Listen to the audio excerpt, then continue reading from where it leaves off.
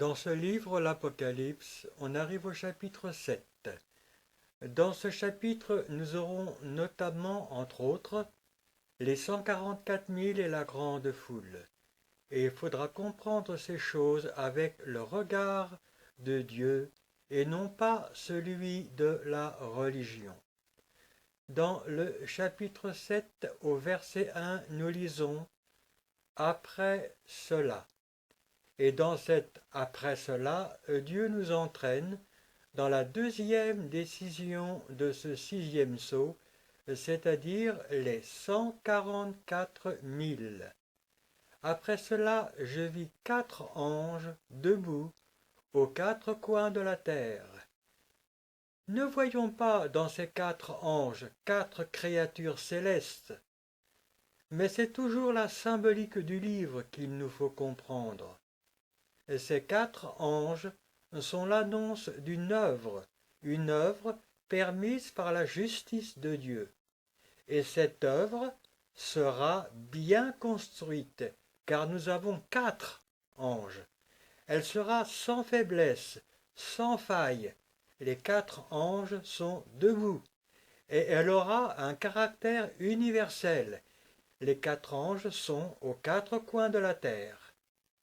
Ce verset se continue en nous disant « Il retenait les 4 vents de la terre, afin qu'il ne souffle point de vent sur la terre, ni sur la mer, ni sur aucun arbre. » Dans la symbolique du livre, les 4 vents de la terre illustrent la vie qui se répand, qui souffle sur l'ensemble du monde. Et ce verset nous apprend que la vie sera retenue, qu'elle ne foisonnera plus, ne soufflera plus, ni sur la terre, ni sur mer, ni sur aucun arbre, car cette vie aura été empoisonnée par le péché de l'homme, et nous aurons les trompettes. Puis, par la suite, les coupes. Et notre Dieu accélérera ce processus de destruction en raison de sa colère. Si cela est relaté ici, c'est pour faire écho à la 3e décision du 5e sceau. Car si Dieu punira la terre pour venger le sang de ceux du 5e sceau, les 144 000 seront, quant à eux, et en raison de leur victoire, étroitement associés à cette décision de justice.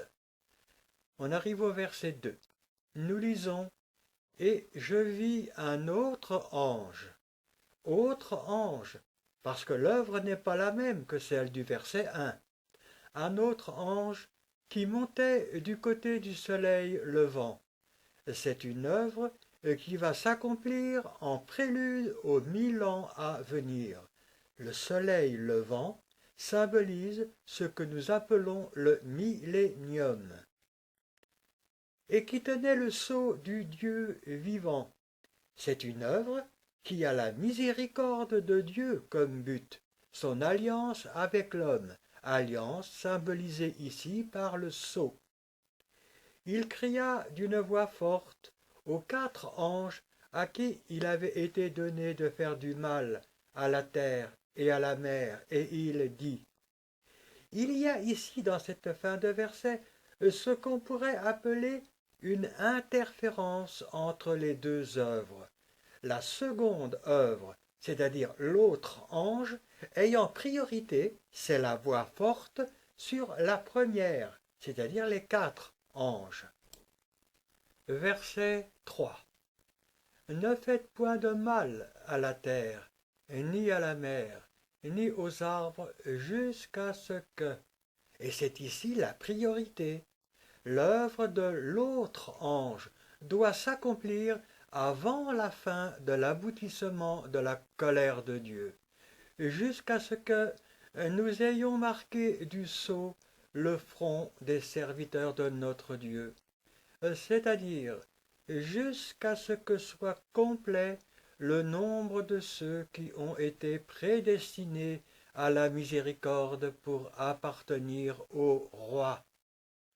Et ici, il n'est pas parlé de ceux du cinquième sceau. Ce ne sont pas les membres du corps appartenant au petit troupeau, car les décisions relatives à ce petit troupeau n'ont été énoncées que dans le cinquième sceau. Et, au niveau des événements, ceux qui appartiennent à l'épouse de Jésus-Christ seront enlevés. Cette épouse sera définitivement achevée. Il n'y aura pas de retardataire. Après l'enlèvement, au son de la dernière trompette, la porte qui donne accès au royaume, sans passer par le jugement, cette porte-là sera définitivement fermée. L'enseignement contenu dans ce sixième sceau nous montre que Dieu destine à la miséricorde un peuple qui n'appartient pas au cinquième sceau, donc qui n'appartient pas à l'enlèvement. Nous allons essayer de comprendre ce qui peut apparaître comme une contradiction, car la parole de Dieu insiste sur le fait qu'il n'y a qu'un seul corps, selon qu'il est écrit il y a un seul corps, etc.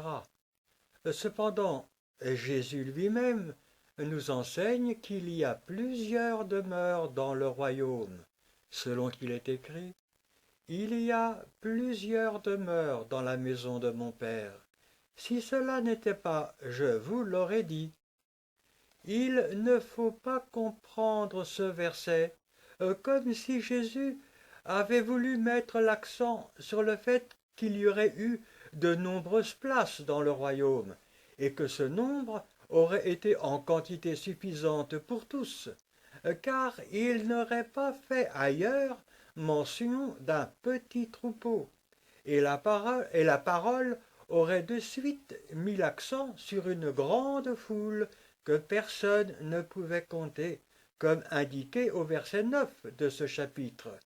D'autre part, il est évident que la puissance de Dieu va de soi, et il ne serait pas de par là raisonnable de faire allusion à une possibilité de manque de place dans le royaume.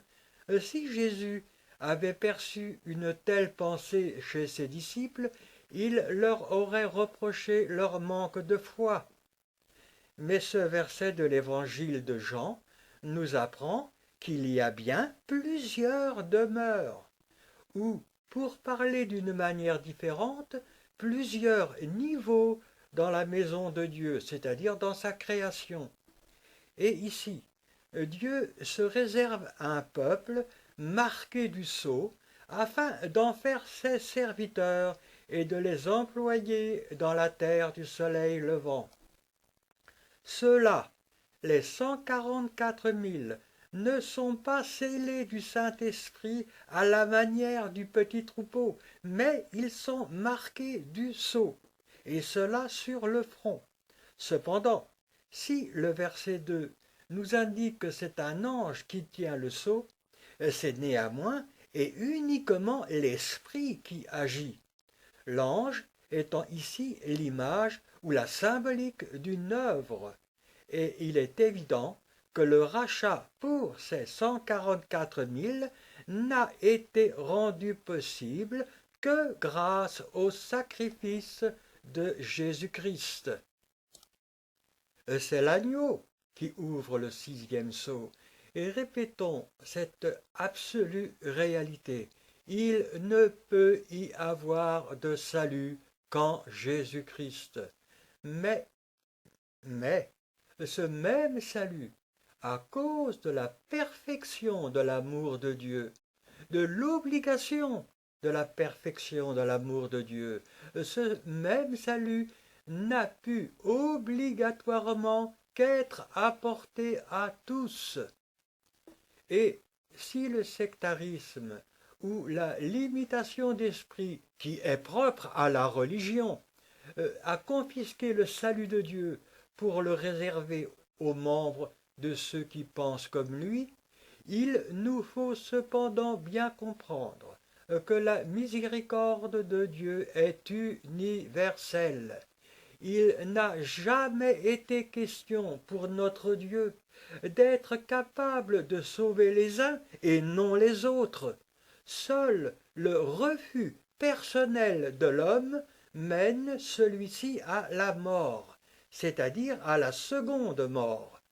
Dieu ne peut, à cause de sa grandeur, se satisfaire de la volonté de l'homme, c'est-à-dire de son témoignage, témoignage qui est apporté ou non aux autres.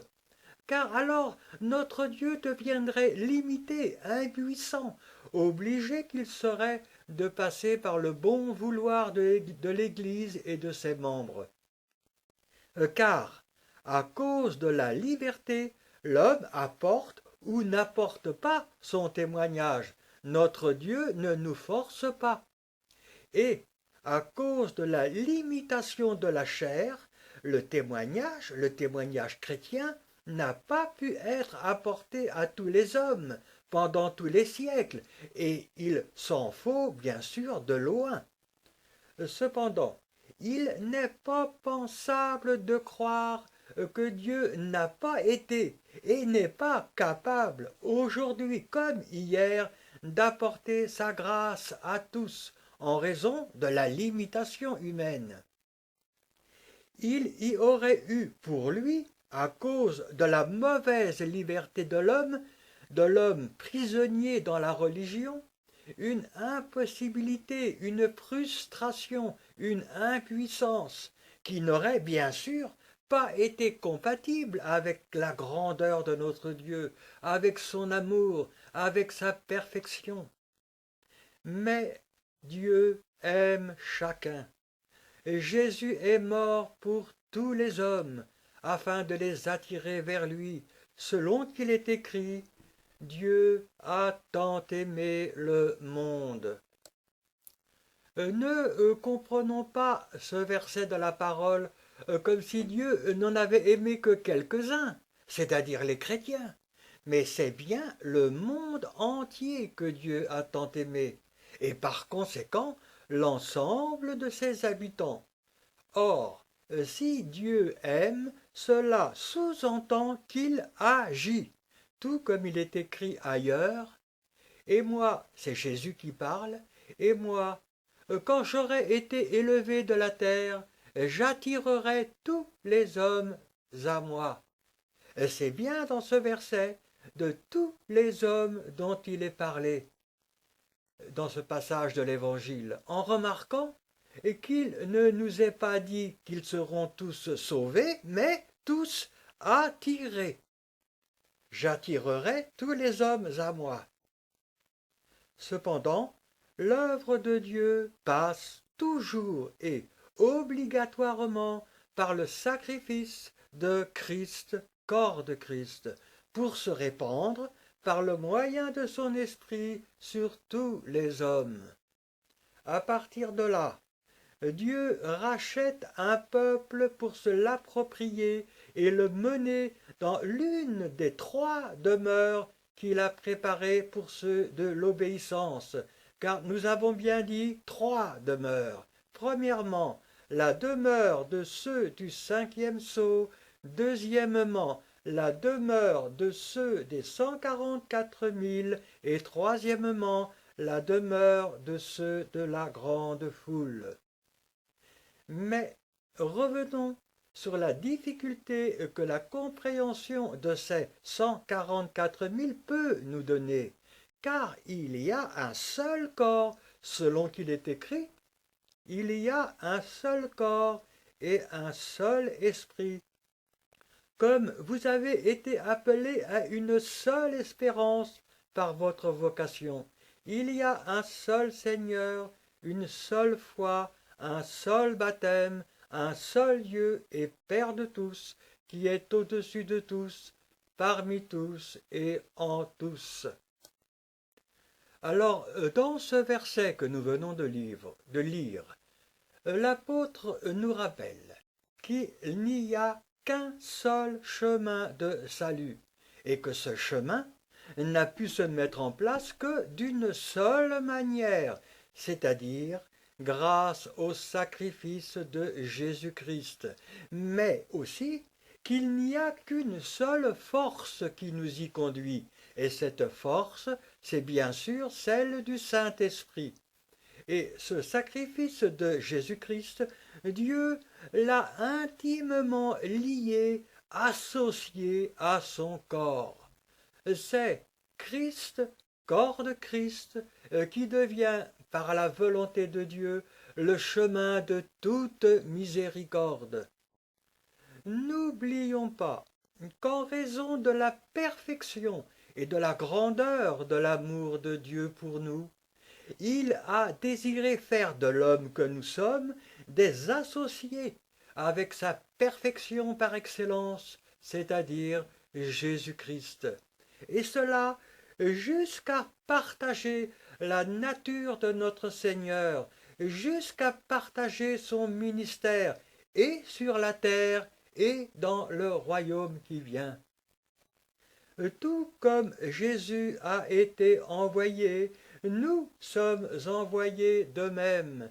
Tout comme Jésus a marché, nous devons marcher de même. Mais, cependant, chacun selon le plan de Dieu pour lui. Ce corps, le corps de Christ, est conduit par l'Esprit dans un seul chemin, c'est-à-dire bien sûr celui de Jésus-Christ, vers une seule espérance, pour obéir par la foi à un seul Seigneur, foi justifiée par un seul baptême, celui de notre propre sacrifice, afin d'obéir à la volonté d'un seul Dieu, etc. L'ensemble, Christ, corps de Christ, est unique.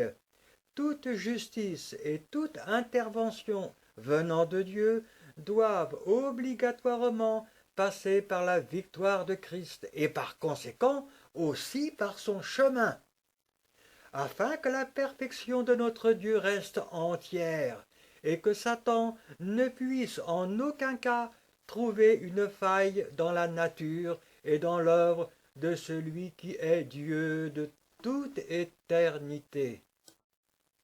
Mais aussi pour que l'adversaire ne puisse pas trouver dans notre Dieu une complicité ou une faiblesse quelconque avec le péché de l'homme.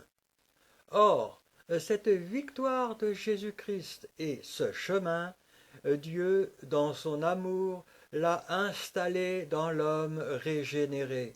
Et alors, cette association Christ, corps de Christ, permet à notre Dieu, mais par le moyen de son esprit, d'agir pour l'ensemble des hommes sans que sa perfection n'en soit altérée.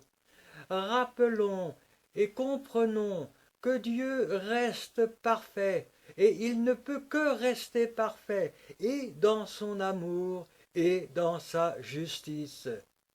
Redisons encore que la perfection de son amour, de l'amour de notre Dieu, c'est Jésus-Christ, et que la perfection de cet amour-là, c'est Dieu a tant aimé le monde. Et alors le monde, qu'est-ce que c'est? C'est bien sûr l'ensemble de l'humanité appartenant à ce monde.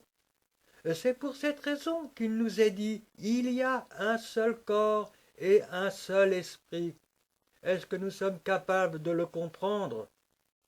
Et grâce à ce qu'il est dit plus haut, la miséricorde de Dieu, passant à travers ce seul corps, peut se répandre sur l'humanité tout entière. Ici, dans ce verset 3, cette miséricorde de Dieu conduit les 144 000 au rachat par le même esprit, mais dans une autre demeure, et ceci à cause de l'amour de Dieu qui est d'unir l'ensemble de la création avec lui-même, et cela grâce à Christ, corps de Christ, pour faire dans l'éternité qui vient un seul corps, Dieu tout en tous. Si la Bible reste peu explicite au sujet de l'universalité de la miséricorde de Dieu, c'est qu'elle s'adresse en tout premier lieu à l'Église. Et tout ce que Dieu enseigne dans sa parole, il le réserve déjà pour son corps, afin que celui-ci soit édifié, conduit sur le chemin, amené au sacrifice. C'est le petit troupeau en premier, mais aussi les 144 000, et nous allons le voir par la suite. Cependant, il est évident que cette parole, la Bible, a été écrite pour tous.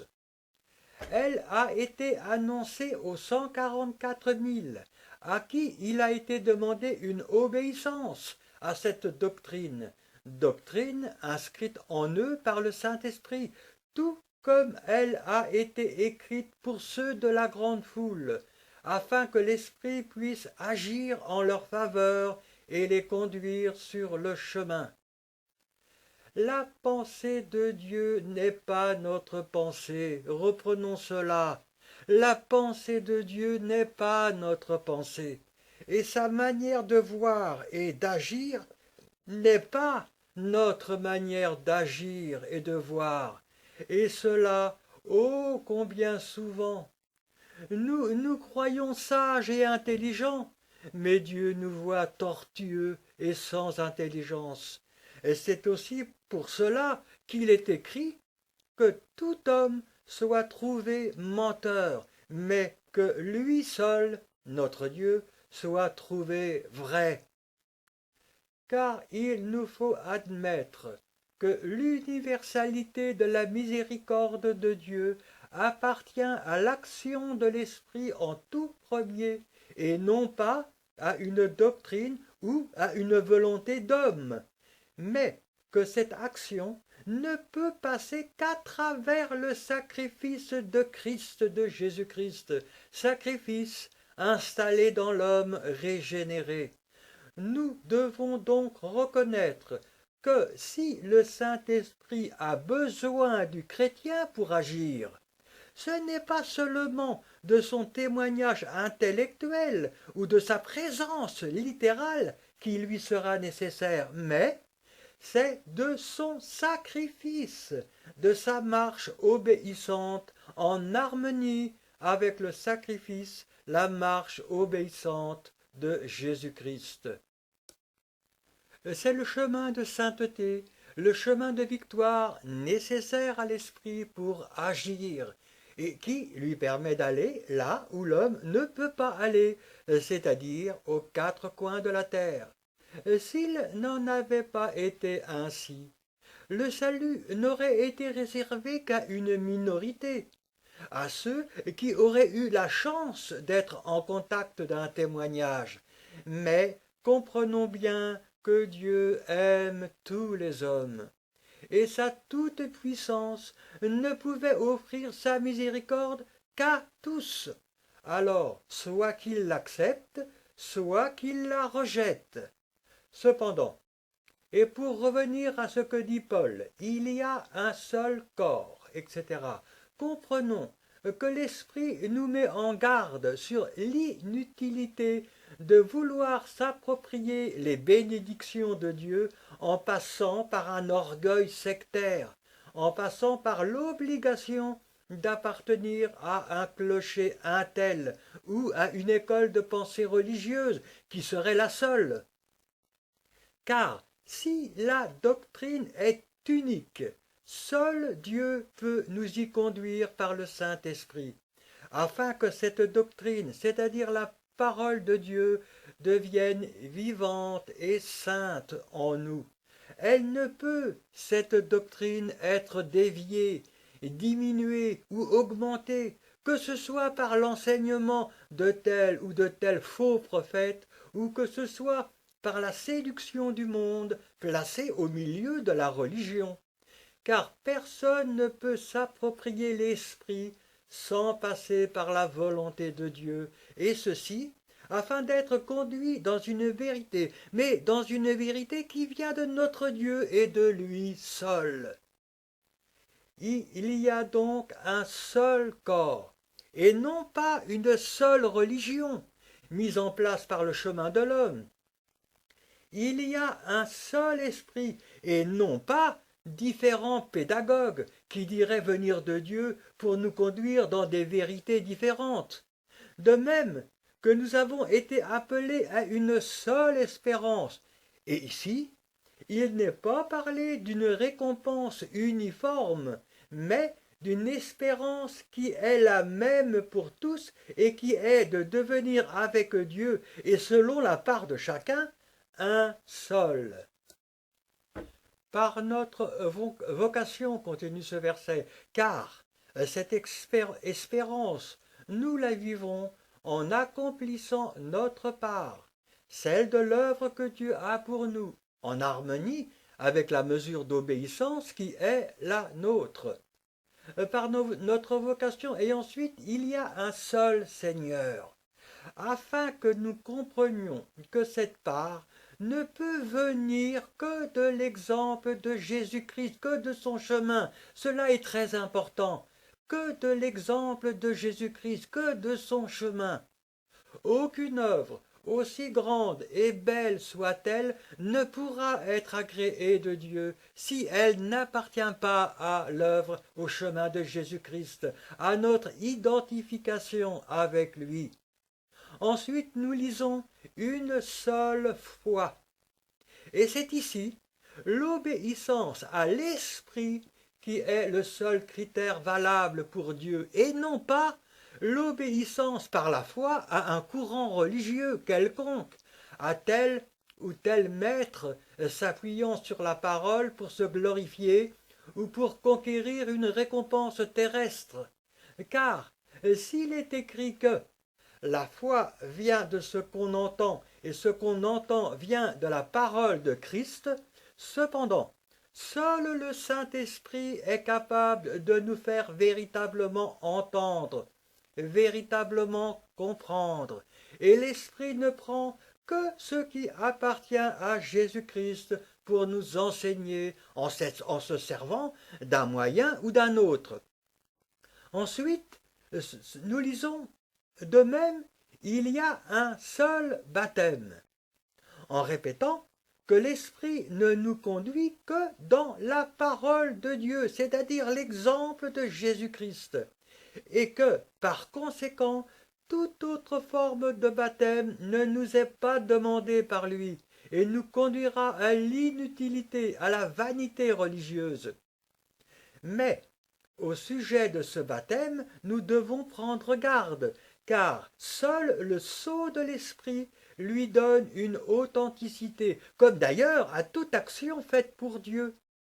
Car il y a des baptêmes à l'exemple de Jésus-Christ, c'est-à-dire des baptêmes par immersion, qui ne viennent pas de Dieu, qui ne découlent pas d'une obéissance à l'Esprit, baptême sans nouvelle naissance, et qui viennent alors d'une adhésion religieuse ou pour obéir à un quelconque maître ou à une quelconque religion, et qui sont alors justifiés par une doctrine et des œuvres. Mais il est utile d'ajouter ici que ce sceau de l'esprit sur le baptême n'est pas limité par l'étroitesse humaine, c'est-à-dire par l'impasse dans laquelle la religion a conduit l'homme. Car si le baptême par immersion ne peut pas être pratiqué en raison de l'homme et de sa religion, Dieu voit cependant ce baptême accompli à partir du moment où, par la nouvelle naissance, l'homme a été conduit de la mort à la vie, car ici il est mort avec Christ, en remettant son péché à Dieu son Père, et il est ressuscité avec Christ, en acceptant par la foi la grâce de Dieu pour lui. Cependant, il est évident que lorsque l'obéissance envers la parole est possible, donc le baptême par immersion, cela reste la voie par excellence. Cela nous permet à tous d'être avec Dieu un seul corps, mais selon des demeures et des récompenses différentes. Nous sommes un avec Dieu, ce qui est le but de celui qui est Père de tous, au-dessus de tous, parmi tous et en tous, toute la création un avec lui-même. On arrive au verset 4. Ce verset 4 nous dit « Et j'entendis le nombre de ceux qui avaient été marqués du sceau. » Il y a pour ce peuple un nombre que Dieu connaît et qu'il a fixé d'avance. Mais il est inutile ici d'enfermer le marquage de ces 144 000 dans une époque précise, car si la décision relative à ces élus du sixième sceau a été validée à partir de la victoire de Christ, Dieu a pu cependant et par avance en conduire quelques-uns sur le chemin, et cela depuis le commencement. L'enseignement en est le même que pour ceux du cinquième sceau. Seulement, le verset 3 nous apprend que cette décision devra être achevée avant le complet aboutissement de la colère de Dieu. Ce qui devrait nous faire comprendre que parmi ces 144 000, certains connaîtront l'heure de la bête, le jour de la colère, mais ils seront marqués auparavant, et cela afin d'échapper non pas à l'heure de la tentation, mais à la séduction elle-même. Sinon, personne de cette période ne pourrait être sauvé. Il y aura donc un marquage au préalable, marquage qui n'appartient qu'à la prescience de Dieu. Ce marquage préservera l'homme de la séduction et du péché qui lui est attaché. Et il y aura alors, pour ceux qui ont été marqués, une résurrection. La première résurrection, suivie d'un jugement favorable, et la seconde mort n'aura pas de pouvoir sur eux à cause du jugement favorable. Nous lisons dans ce verset 144 000 de toutes les tribus des fils d'Israël. Et ce passage doit être compris à la lumière du langage de l'Apocalypse, c'est-à-dire 12. 12 étant un nombre témoignage que Dieu connaît par avance et qu'il voit par avance achevé. 12 multiplié par 1000 ou 12 milliers ayant la même signification mais en ajoutant celle d'un grand nombre. 12 multiplié par 12 milliers englobant l'ensemble de ce peuple. Et pour comprendre ces 12 multiplié par 12 milliers, il faut se référer au cantique de Moïse, car il est écrit « Quand le Très-Haut donna un héritage aux nations, quand il sépara les enfants d'Israël, il fixa les limites des peuples d'après le nombre des enfants d'Israël. » Alors, si Dieu, à cette époque, fixa les limites des peuples d'après le nombre des enfants d'Israël, il en sera de même à l'avènement du Seigneur, et le rachat des élus se fera en tenant compte des promesses que Dieu avait données à son peuple. Mais, malgré les apparences, nous ne devons pas comprendre les 144 000 comme si cela était 144 000 enfants descendants des anciennes tribus d'Israël. Nous arrivons au verset 5. De la tribu de Juda, 12 000 marqués du sceau. C'est un peuple nombreux que Dieu connaît d'avance et à qui il donne la mission, la bénédiction de Juda. De la tribu de Ruben, 12 000. C'est un peuple nombreux que Dieu connaît d'avance et à qui il donne la mission, la bénédiction de Ruben. De la tribu de Gad, 12 000. C'est un peuple nombreux que Dieu connaît d'avance et à qui il donne la mission, la bénédiction de Gad. Verset 6. De la tribu d'Azer, 12 000. C'est un peuple nombreux que Dieu connaît d'avance et à qui il donne la mission, la bénédiction d'Azer. De la tribu de Nephtali, 12 000. C'est un peuple nombreux que Dieu connaît d'avance et à qui il donne la mission, la bénédiction de Nephtali. De la tribu de Manassé, 12 000. C'est un peuple nombreux que Dieu connaît d'avance et à qui il donne la mission, la bénédiction de Manassé. Verset 7. De la tribu de Siméon, 12 000. C'est un peuple nombreux que Dieu connaît d'avance et à qui il donne la mission, la bénédiction de Siméon. De la tribu de Lévi, 12 000. C'est un peuple nombreux que Dieu connaît d'avance et à qui il donne la mission, la bénédiction de Lévi. De la tribu d'Isaacar, 12 000. C'est un peuple nombreux que Dieu connaît d'avance et à qui il donne la mission, la bénédiction d'Isaacar. Verset 8. De la tribu de Zabulon, 12 000. C'est un peuple nombreux que Dieu connaît d'avance et à qui il donne la mission, la bénédiction de Zabulon. De la tribu de Joseph, 12 000. C'est un peuple nombreux que Dieu connaît d'avance et à qui il donne la mission, la bénédiction de Joseph. De la tribu de Benjamin, 12 000 marqués du sceau. C'est un peuple nombreux que Dieu connaît d'avance et à qui il donne la mission, la bénédiction de Benjamin. En remarquant que Dan n'est pas mentionné, car il est remplacé par Manassé, et ceci en raison de l'origine de l'homme du péché. Mais on arrive au verset 9. Après cela, je regardais.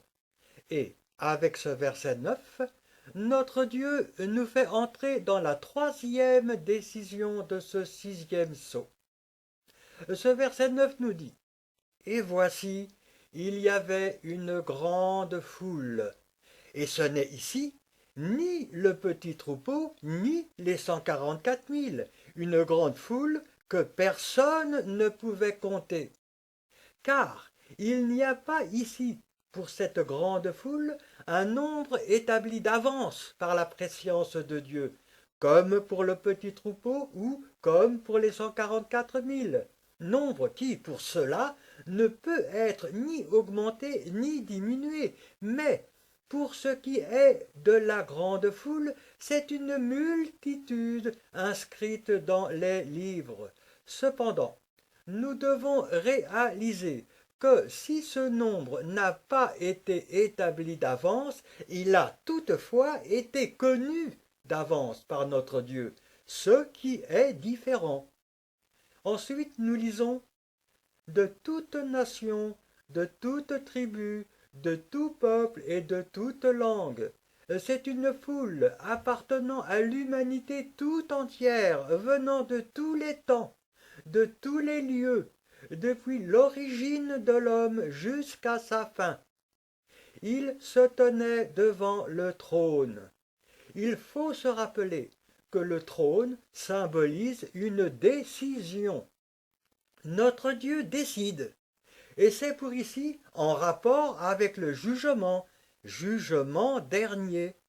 Il se tenait devant le trône et ensuite et devant l'agneau. Et cette multitude se tient là à cause des décisions de Dieu devant le trône, mais aussi à cause du sacrifice devant l'agneau. Ensuite, nous lisons « Revêtus de robes blanches et des palmes dans leurs mains. » Et c'est la troisième décision de ce sixième sceau, décision de l'amour de Dieu. Dans cette troisième décision, notre Dieu décide de faire miséricorde à des hommes et à des femmes venant de toutes les nations, de toutes les tribus, de tous les peuples et de toutes les langues, c'est-à-dire venant de l'histoire de toute l'humanité, et ceci à cause du sacrifice. Ils sont devant l'agneau. Ils sont revêtus de robes blanches. Cela nous indique que pour eux, le jugement a été favorable, et ils ont des palmes dans leurs mains, car ce jugement favorable a ramené dans leur vie la paix avec Dieu. Verset 10, qui nous dit: Et il criait d'une voix forte en disant: Le salut est à notre Dieu qui est assis sur le trône et à l'agneau. Dans ce verset 10, c'est pour cette multitude la découverte de la réalité de Dieu, de la réalité du sacrifice. Et ils criaient d'une voix forte. Leur voix est forte, car dans cette découverte, c'est la perfection de la justice de Dieu, sa grandeur qui est reconnue, en opposition au souvenir de l'injustice qu'ils ont vécue sur la terre et de l'incompréhension qui a été la leur. Ils criaient d'une voix forte en disant: Le salut est à notre Dieu qui est assis sur le trône.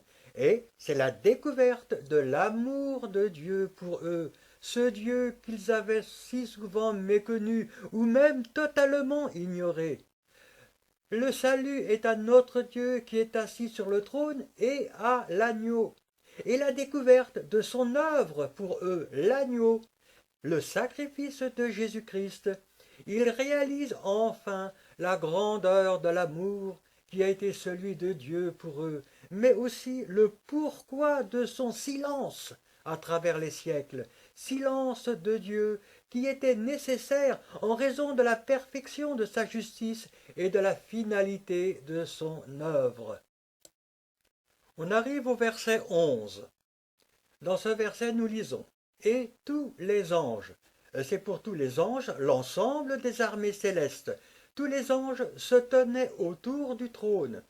Et cette décision, donc ici la grande foule, cette décision pour la grande foule, pensée et voulue par l'amour de notre Dieu, ils sont autour du trône, des vieillards et des 4 êtres vivants, c'est-à-dire cette décision n'a pu être réalisée que grâce au sacrifice de Christ et de son corps à travers les siècles. Christ, corps de Christ. Ensuite, nous lisons: Ils se prosternèrent sur leur face devant le trône. Donc cette décision est approuvée et reconnue juste par l'ensemble des armées célestes. Et ils adorèrent Dieu, termine ce verset 11. Il y a là, pour les anges, quelque chose de plus, quelque chose de nouveau qu'ils reçoivent avec l'accomplissement de la miséricorde de Dieu pour la grande foule. Miséricorde à laquelle ils ont participé, mais seulement en tant que serviteurs. Avec cette décision, ils entrent dans l'alliance que Dieu a contractée avec toute la terre, et nous avons l'arc-en-ciel. Verset 12. En disant Amen, parce que les anges reconnaissent que tout ce que Dieu a réalisé est juste et bien, parfaitement achevé, en comprenant que les anges eux-mêmes ont été tenus dans l'ignorance en ce qui concerne la finalité de l'œuvre de Dieu pour tous. En disant Amen et ensuite la louange, la gloire, la sagesse, l'action de grâce, l'honneur, la puissance et la force soient à notre Dieu au siècle des siècles. Amen. L'ensemble des armées célestes, associées mais selon leur part à l'œuvre, témoignent de la perfection de Dieu arrivée ici à son achèvement, c'est-à-dire le départ de l'éternité, la création nouvelle et éternelle. La louange, nous dit ce verset, la louange, car c'est par amour que Dieu a décidé, la gloire, afin qu'il soit trouvé vainqueur et vrai, la sagesse, vainqueur et vrai dans le déroulement et le résultat de son œuvre, c'est la sagesse, l'action de grâce, car notre Dieu veut que toute créature puisse le reconnaître vrai et juste, c'est l'action de grâce, l'honneur, pour l'aimer à leur tour, en lui rendant honneur, la puissance, et se soumettre à sa totale volonté, car à lui, à notre Dieu, est la puissance et la force, afin de devenir un seul avec lui, c'est la force. Soit à notre Dieu au siècle des siècles, et tout ceci pour l'éternité. Amen, conclut ce verset, sans qu'il puisse y avoir de retour ou de changement, car tout cela est bon. Et on arrive au verset 13. Et l'un des vieillards prit la parole et me dit. Ce verset est à comparer avec le verset 5 du chapitre 5. Ici aussi, c'est l'un des vieillards qui explique à Jean l'origine de cette grande foule, car l'Église, mais l'Église en parlant du petit troupeau, l'Église a été intimement associée à l'œuvre de Dieu pour eux, pour ceux de la grande foule. Et me dit, et ensuite, ceux qui sont revêtus de robes blanches, qui sont-ils et d'où sont-ils? Il y a dans ce verset une interrogation qui sous-entend une non-connaissance de la part de Jean, c'est-à-dire de la part du chrétien pendant sa marche sur la terre. D'où vient la miséricorde de Dieu pour cette multitude? D'où vient cette multitude? Verset 14.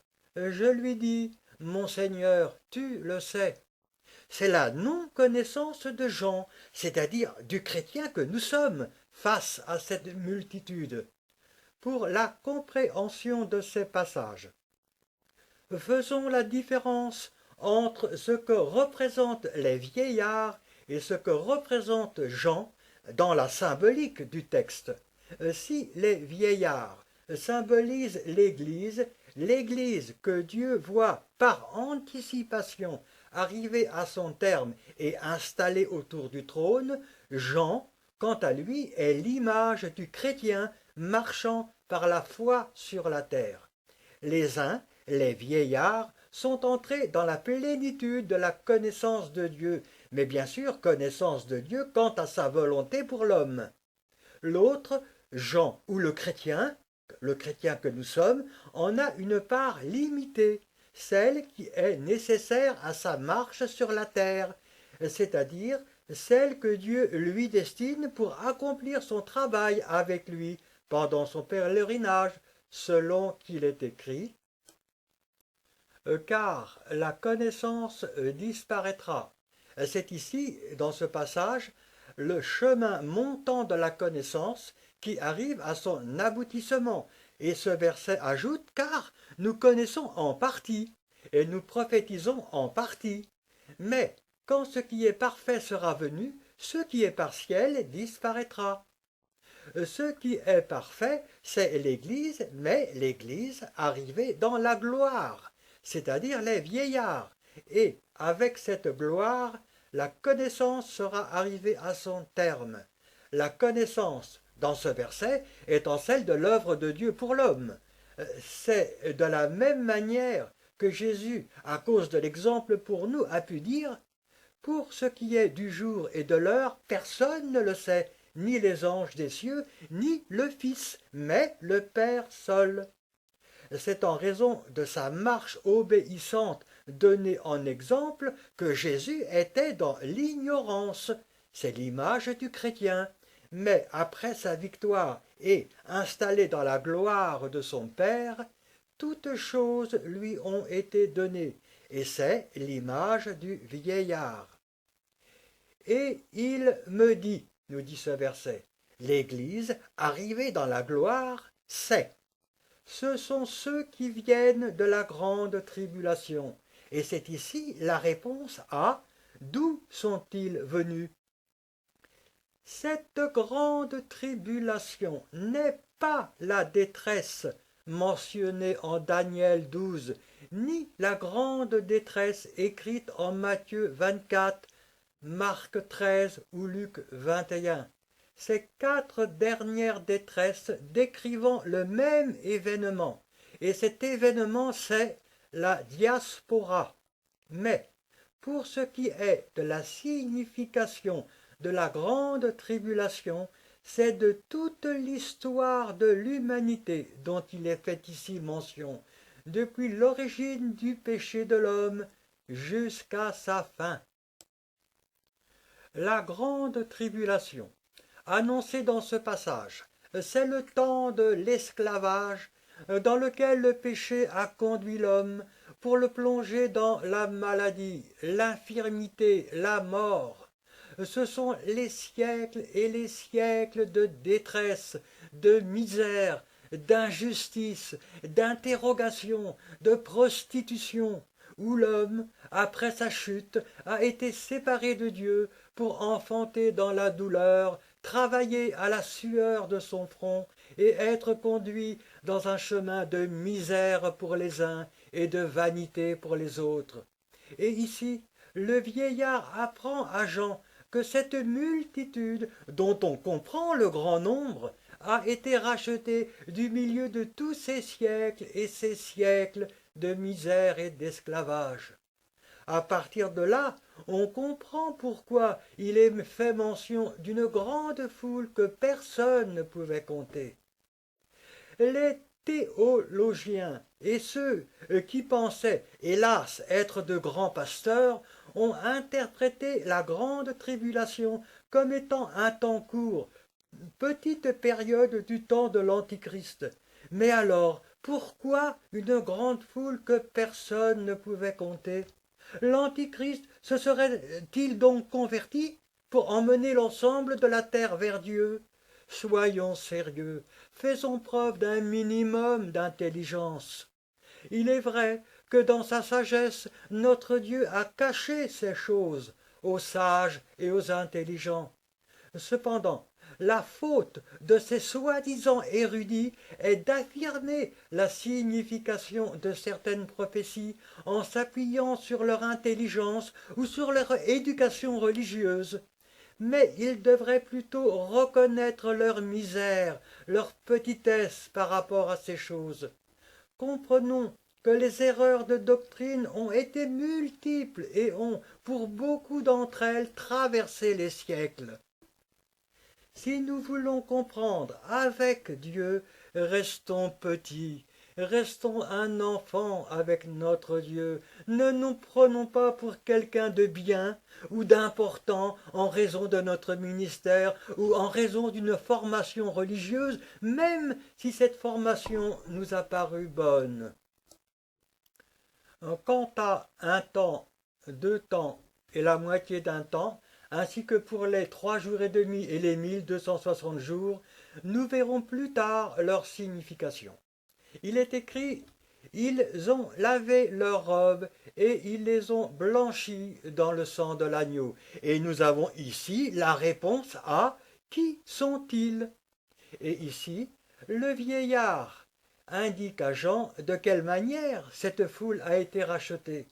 Si, dans le verset 13, on voit toutes ces personnes revêtues de robes blanches, ici le vieillard explique que ces robes sont blanches parce qu'elles ont été lavées et blanchies dans le sang de l'agneau. Il y a là une différence importante entre le vêtement nouveau et le vêtement lavé et blanchi de cette foule. Le chrétien n'a pas lavé et blanchi son vêtement, mais il s'est entièrement dépouillé pour revêtir un vêtement nouveau. Mais pour ceux de la grande foule, leur robe a été lavée et blanchie. Et c'est ici l'image d'une obéissance à la voix de l'Esprit en eux, dans leur conscience, obéissance qui les amène à pratiquer des œuvres de justice, mais des œuvres de justice qui appartiennent au chemin, c'est-à-dire à l'exemple de Jésus-Christ, d'où la robe lavée et blanchie. Alors, pour ce qui est de ceux du 5e sceau, c'est-à-dire le petit troupeau, le salut vient de la victoire de Jésus-Christ, victoire acceptée par la foi et revêtue. C'est le vêtement nouveau. Cette victoire en eux est le résultat positif d'un appel de Dieu. Cet appel de Dieu passe à travers un témoignage et les conduit dans une doctrine, celle de la parole, la Bible. Cette doctrine est gravée dans leur cœur par le Saint-Esprit. Ils sont menés par ce même esprit dans un chemin d'obéissance à l'exemple de Jésus-Christ, chemin qui les mène vers le sacrifice, sacrifice qui est celui de leur vie donnée sans réserve pour Dieu. C'est la demeure la plus élevée, l'épouse. Dieu nous revêt totalement de Christ. Nous devenons un avec lui pour être associés à son œuvre, à sa justice, à sa gloire. Et pour ce qui est des 144 000, de même, le salut vient de la victoire de Jésus-Christ. Victoire acceptée par la foi et revêtue, mais c'est pour eux l'habit de noces. Cette victoire en eux est le résultat positif d'un appel de Dieu. Cet appel de Dieu passe à travers un témoignage et les conduit dans une doctrine, celle de la parole, la Bible. Cette doctrine est gravée quant à eux dans leur conscience par le Saint-Esprit. Ils sont menés par ce même esprit dans un chemin d'obéissance à l'exemple de Jésus-Christ.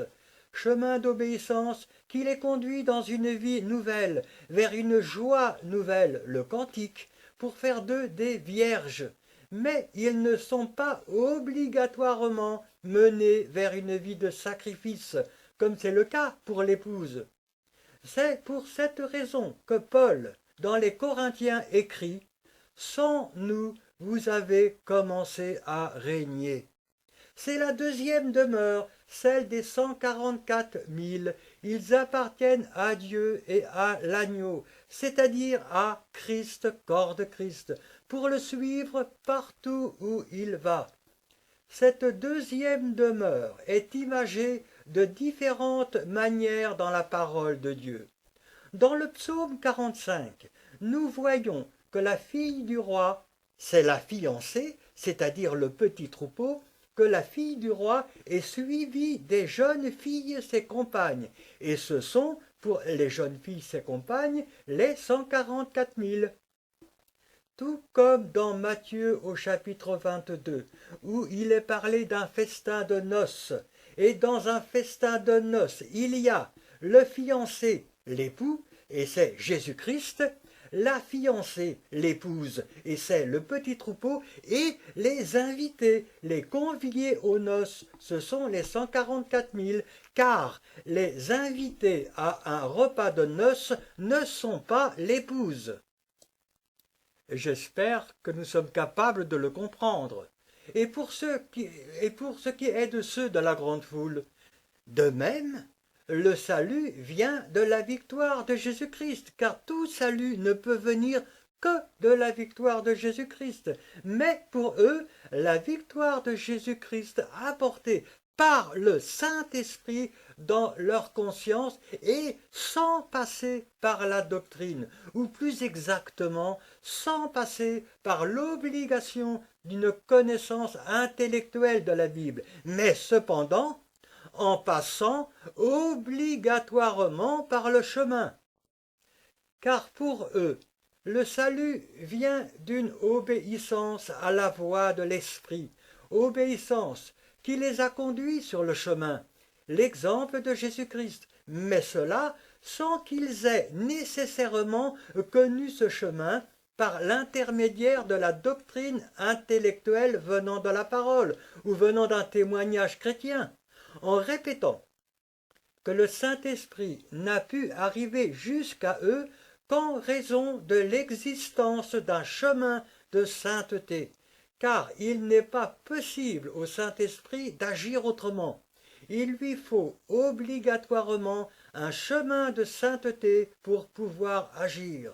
Et ce chemin, c'est Jésus-Christ, sa victoire, son intercession, mais associé avec le corps de Christ, sa victoire, son intercession, c'est-à-dire avec chaque chrétien né de nouveau et vivant avec son Dieu dans une vie de sacrifice, de renoncement, et cela jusqu'au bout.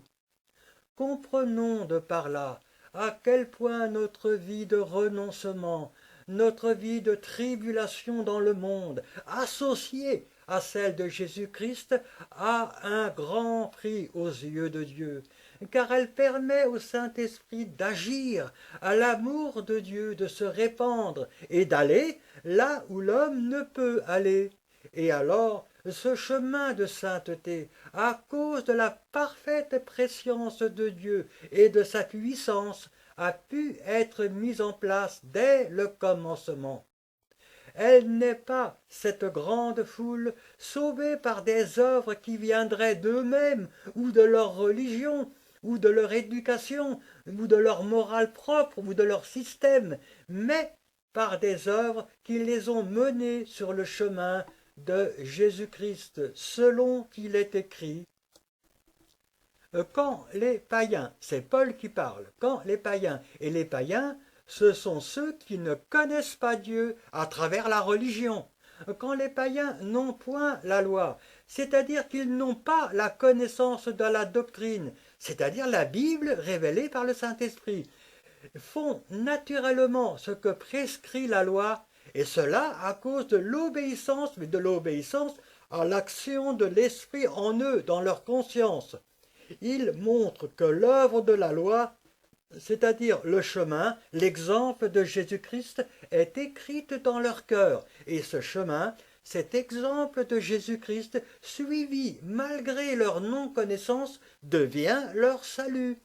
Leur conscience en rendant témoignage, nous dit Paul. Dieu leur montre ces choses à travers leur conscience, et leurs pensées s'accusant ou se défendant tour à tour, car notre Dieu les conduit dans une obéissance, mais une obéissance volontaire. C'est ce qui paraîtra au jour où Dieu jugera par Jésus-Christ les actions secrètes des hommes. Et dans cette fin de verset, nous devons comprendre que Dieu a caché, selon sa mesure, cette connaissance à l'Église, et ceci en raison du témoignage qui aurait été moindre, de l'œuvre de mission qui aurait été limitée, car Satan s'en serait servi pour amener les chrétiens à la passivité, afin de contrer la justice de Dieu qui se devait d'apporter le témoignage, la bonne nouvelle, à toutes les nations. C'est cette même foule qui est décrite en Matthieu 25, à partir du verset 31, où nous voyons des brebis placées à la droite du Fils de l'homme. En remarquant dans ce passage de l'Évangile que ces brebis ne connaissaient pas Jésus-Christ, c'est-à-dire sa doctrine, la Bible, inscrite en eux par le Saint-Esprit, selon qu'il est écrit dans le verset 37. Quand t'avons-nous vu avoir faim, et t'avons-nous donné à manger, ou avoir soif, et t'avons-nous donné à boire, etc. Cependant, ils connaissaient le chemin, car ils avaient été conduits par le Saint-Esprit dans l'exemple de Jésus-Christ, selon qu'il est écrit au verset 40. Je vous le dis en vérité, toutes les fois que vous avez fait ces choses à l'un de ces plus petits de mes frères, c'est à moi que vous les avez faites, et leur robe a été lavée. Mais pour les boucs à sa gauche, il en est de même en ce qui concerne la non-connaissance de Jésus ou de sa parole, mais ceux-là n'ont pas obéi à l'esprit qui leur indiquait le chemin, c'est-à-dire les œuvres du chemin, comme cela est écrit dans les versets 41 à 45 de ce même chapitre 25 de Matthieu, et leur robe n'a pas été lavée. C'est cette grande foule qui est passée par le jugement dernier, car des livres sont ouverts, dont le livre de vie, et penser qu'il n'y aura pas, à l'occasion de ce jugement, de réchapper n'est pas concevable. S'il y a un livre de vie, c'est qu'il y a aussi des personnes inscrites dans ce livre. Sinon, ce livre n'aurait pas été nécessaire à ce moment. Ou bien, la parole aurait précisé que personne de tout ce jugement n'aurait été trouvé écrit dans le livre, mais il nous est dit quiconque ne fut pas trouvé écrit dans le livre de vie fut jeté dans l'étang de feu. Évidemment, cela sous-entend qu'il y en aura qui seront inscrits dans ce livre de vie et donc rachetés. La Bible a été écrite pour l'humanité tout entière, mais Dieu a permis cette méconnaissance en raison de l'Église et de l'œuvre qu'elle devait accomplir pour lui. Cependant, la réalité d'un salut universel accessible à tous est totalement montrée dans la parole. La vérité de Dieu, la doctrine, a été écrite une fois pour toutes. Rien ne peut y être ajouté, rien ne peut y être retranché. Mais comprenons bien que Dieu se révèle sa parole à son heure. Et nous avons Jean 16 au verset 12. Car le Saint-Esprit, c'est-à-dire la Pentecôte, conduit le chrétien dans la vérité de Dieu selon sa mesure, selon la part qui lui est nécessaire à sa marche, afin qu'il ne tombe pas dans l'orgueil, selon qu'il est écrit, la connaissance enfle, mais la charité édifie. Cette connaissance qui enfle ou qui conduit dans l'orgueil, c'est celle qui dépasse les besoins qui sont les nôtres, c'est-à-dire celle qui dépasse la mesure de charité ou d'amour que notre foi et notre obéissance nous ont permis de conquérir avec Dieu. Car, dans bien des cas, nous cherchons à dépasser la volonté de Dieu pour nous, en confondant notre propre gloire, notre grandeur, avec la gloire de Dieu. Mais ce même esprit nous conduit dans toute la vérité avec l'achèvement de l'Église, avec notre entrée dans la gloire, symbolisée par les vieillards, selon qu'il est écrit, « Il vous conduira dans toute la vérité ». On peut donner comme exemple le retour de Jésus-Christ, événement dont l'éloignement était mal perçu par l'Église des premières époques. De même, l'explication des prophéties autour de son retour, prophéties comprises bien souvent de façon grossière, ou expliquées de manière différente selon les circonstances. De même l'Apocalypse, non comprise ou expliquée de manière détournée, etc. Dieu retient la connaissance en raison de sa sagesse pour nous et de la marche par la foi qui doit être la nôtre. Toutes ces choses se révélant exactement à leur heure pour entrer dans la plénitude de la connaissance autour du trône dans la gloire. Le problème de la méconnaissance du salut universel, méconnaissance permise par la sagesse de Dieu, vient de la limitation d'esprit qui consiste à mettre le salut en parallèle avec l'obligation d'une connaissance intellectuelle, ce qui limite d'autant la puissance de Dieu. Mais cette méconnaissance vient aussi de l'orgueil d'une appartenance, et c'est alors l'esprit sectaire, interdisant une approche libre. Cette limitation ou ce sectarisme réduit la portée de nombreux versets de la parole de Dieu. Paul nous dit « Personne ne sera justifié par les œuvres de la loi. Nous avons là une vérité absolue.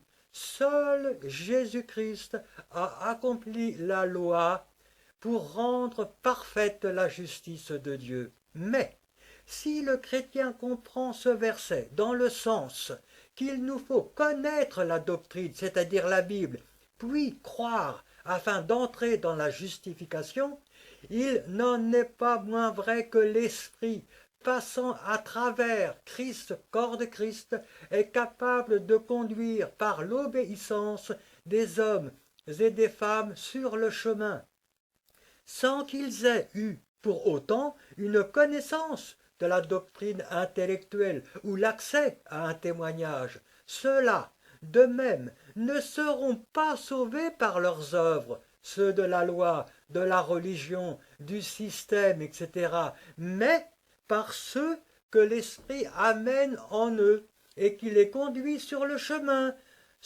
dans l'exemple de Jésus-Christ, accomplissant la parole écrite en Romains au chapitre 2.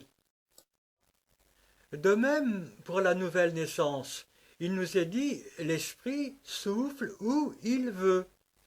C'est la parole qui nous le dit, car le salut n'appartient pas à une décision ou à une limitation religieuse. Car si nous sommes bien souvent en mesure de reconnaître le travail de l'Esprit à travers les vies, il est écrit, tu en entends le bruit. Nous ne sommes cependant pas toujours en mesure de reconnaître par qui ou par quoi est amené l'Esprit. Il est écrit, mais tu ne sais d'où il vient, ni sur qui il va agir, car il est écrit et où il va. De même, lorsque nous lisons Paul dans les Romains au chapitre 5 et à partir du verset 12, nous voyons que le péché s'est étendu sur tous les hommes, et ceci à cause de la désobéissance d'un seul, Adam, selon qu'il est écrit, tous ont péché et sont privés de la gloire de Dieu. Il y a donc cette évidence. Dès qu'un homme entre dans le monde, il revêt, sans pour autant le désirer, une nature pécheresse qui le conduira plus tard à faire lui-même des œuvres de péché. Le petit enfant, lorsqu'il naît dans le monde, ne désire pas devenir pécheur, mais il subit automatiquement la malédiction d'Adam. Ainsi donc, si la mort à cause d'Adam s'est répandue sur tous, quelle que soit leur origine, leur habitat, leur siècle, leur connaissance, et ceci en raison de la désobéissance d'un seul, nous devons d'autant plus admettre que la vie, c'est-à-dire la possibilité du pardon de Dieu, puisse se répandre de la même manière sur tous, quelle que soit leur origine, leur habitat, leur siècle, leur connaissance, et ceci grâce à l'obéissance d'un seul. Pourquoi est-ce que nous ne voulons pas comprendre que si la justice de Dieu est parfaite pour tous, son amour ne peut qu'être parfait de la même manière pour tous? Dieu nous a donné une intelligence, mais qu'en faisons-nous? Elle est trop souvent le serviteur de notre orgueil. En continuant notre lecture au verset 5, nous lisons car si par l'obéissance d'un seul, il en est beaucoup qui sont morts, évidemment, cela ne veut pas dire que certains, c'est-à-dire beaucoup ici, sont morts, et que d'autres ont échappé à la malédiction, mais bel et bien que tous sont morts, ou sous le coup de la condamnation à mort. À plus forte raison, continue ce verset, la grâce de Dieu et le don de la grâce venant d'un seul homme, Jésus-Christ, ont-ils été abondamment répandus sur beaucoup. Ici aussi, cela ne veut pas dire que la grâce de Dieu s'est répandue sur certains, beaucoup, et pas sur les autres, mais bel et bien sur tous. Cependant, on doit comprendre que si Paul parle de cette manière, c'est que la grâce de Dieu, qui se répand sur tous, ne devient réalité que dans la mesure d'une réponse favorable de l'homme. Le verset 18 confirme la condamnation pour tous les hommes, la justification qui s'étend sur tous les hommes. De par là, si nous ne voulons pas annuler ou modifier ces versets, nous sommes obligés de reconnaître que la grâce de Dieu ne s'est pas limitée aux seuls chrétiens, à ceux qui ont reçu la connaissance par la doctrine, mais qu'elle s'est répandue sur tous, en se servant du chemin, c'est-à-dire de Christ, corps de Christ, le chemin de sainteté nécessaire au Saint-Esprit pour agir.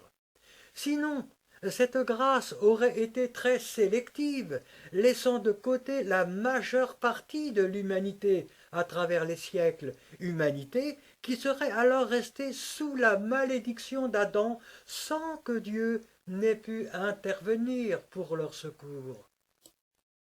Nous devons donc admettre, si nous voulons croire en toute la parole de Dieu, mais sans la modifier, sans enlever le sens littéral de ces versets, que Dieu, grâce à sa puissance et à son amour, est capable de les appeler eux aussi, et, s'ils répondent favorablement, de les faire entrer dans le salut à travers l'œuvre de Jésus-Christ. Il est écrit dans ce verset 14 de ce chapitre 7, « Ils ont lavé leurs robes, car ils ont accompli des œuvres agréables à la volonté de Dieu, et ils les ont blanchies dans le sang de l'agneau. Et ces œuvres, accomplies en eux, les ont menés sur le chemin. » Car ces œuvres viennent de l'exemple de Jésus-Christ, d'une obéissance à l'action de l'Esprit en eux, et non pas d'une morale première venant de leur société ou de leur religion. Verset 15. Dans ce verset 15, nous lisons « C'est pour cela qu'ils sont devant le trône de Dieu. C'est pour cela qu'il y a une décision de Dieu pour eux. Et le servent jour et nuit dans son temple, et cette décision de Dieu pour eux est favorable. » L'expression « le temple » a ici son sens le plus large, car c'est l'ensemble de la création de Dieu. Cependant, pour eux, le temple de Dieu sera la nouvelle terre qu'ils habiteront, et ils le serviront jour et nuit pour entrer dans sa paix et dans son amour. Celui qui est assis sur le trône, nous dit ce verset 15. À partir de cette seconde partie du verset 15, les décisions de Dieu pour eux nous montrent qu'ils vivront dans des situations totalement inverses à celles qu'ils ont connues sur la terre pendant les siècles et les siècles de la grande tribulation. Celui qui est assis sur le trône dressera sa tente sur eux. C'est la paix avec Dieu, la sécurité, tandis qu'ils vivaient autrefois dans l'insécurité permanente en l'absence autour d'eux de justice et de vérité. Verset 16. Dans le verset 16, nous lisons « Ils n'auront plus faim, ils n'auront plus soif. » C'est la justice retrouvée, justice devenue véritable, tandis qu'ils vivaient autrefois dans des situations d'injustice, de faim et soif, de vérité et de valeur vraie. Faim, parce que cette injustice, cette fausse vérité, amenait sur eux des conditions de vie désastreuses. Soif, parce qu'ils recherchaient et espéraient une vérité meilleure. Et enfin nous lisons dans ce verset 16, « Le soleil ni aucune chaleur ne les frapperont plus. » C'est ici l'absence de maladie, d'infirmité, de catastrophes de tout genre, tandis qu'ils vivaient autrefois dans la maladie, l'infirmité, dans la menace permanente de calamités diverses.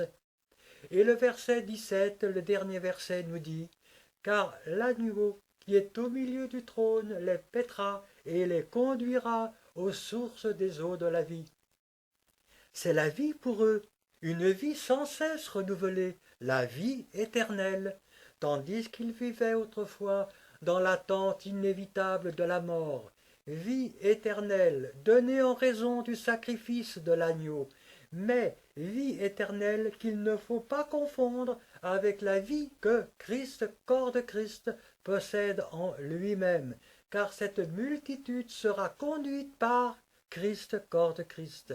Et la fin de ce verset nous dit « Et Dieu essuiera toute larme de leurs yeux. » C'est la communion entre eux et avec Dieu qui sera devenue parfaite, tandis qu'ils vivaient autrefois dans des conflits et des querelles incessantes.